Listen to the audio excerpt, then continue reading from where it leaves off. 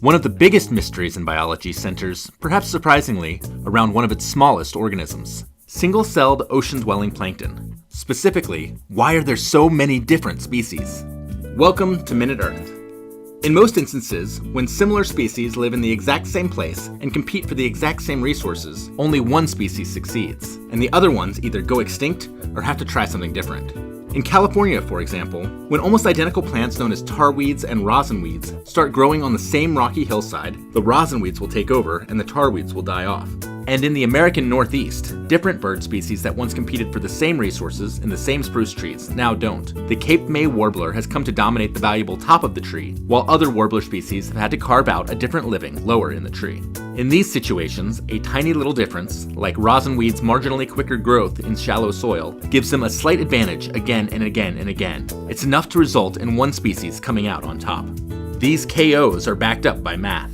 We've figured out equations that simulate how matchups between similar species will play out. And in almost every case, the models agree that there's going to be a winner, and that winner will take all. Over time, one species will apply its small advantage again and again and again, and become the champion. Plankton seem like they should follow this winner-take-all rule too. After all, most plankton species compete for the same resources within the same surface layer of the ocean. One species should come to dominate, and the other should scram, right? But instead, thousands of very similar plankton species all seem to coexist in relative harmony. What gives? One possibility is that the models are wrong, at least for plankton, because they don't account for the unpredictable conditions in which plankton live.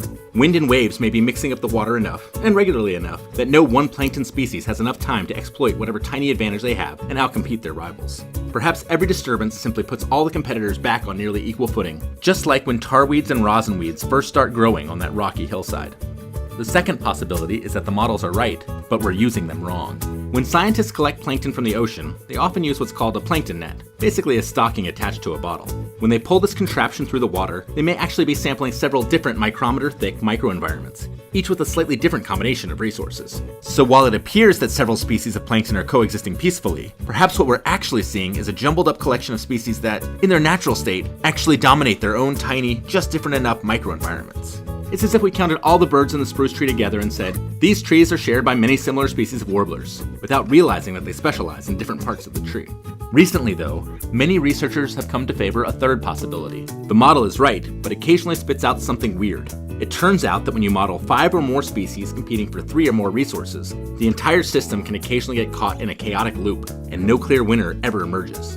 It seems like this is the case for certain groups of cave-dwelling bats. Maybe the coexistence of thousands of species of plankton is the result of that chaos too. One thing is for sure, as much as we know about the world, to truly understand its inhabitants, even those as seemingly simple as single-celled sea dwellers, we've got a plankton more to learn.